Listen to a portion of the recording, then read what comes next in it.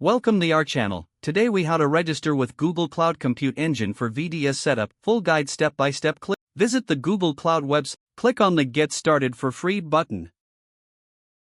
Sign in with your Google account or create a new one if you don't have an account already.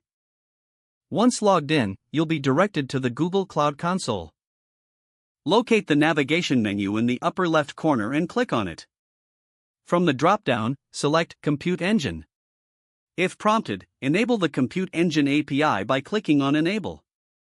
You may need to wait a few moments for the. Once enabled, select VM instances from the Compute Engine menu.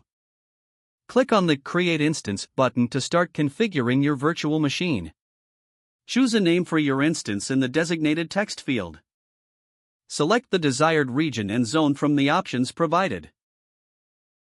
Scroll down to the Machine Type section.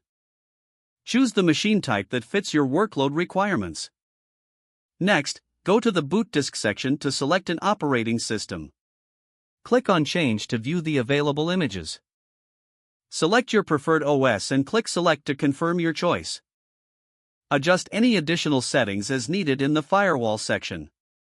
Check the boxes for Allow HTTP traffic and Allow HTTPS traffic if desired. After reviewing all settings, click the Create button at the bottom of the page. Your instance will begin to boot, which may take a few moments. Once the instance status shows as running, click on its name to access details. Take note of the external IP address assigned to your instance. You can now connect to your instance via SSH or your preferred method.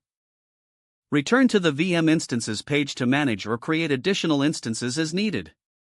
You have successfully registered and set up a virtual machine using Google Cloud Compute Engine. If the page does not load, refresh the browser or try again in a private or incognito window. Make sure you are using the correct email address, then retype it carefully to avoid small typos. If your password is not accepted, use the reset option and create a new strong password you can remember.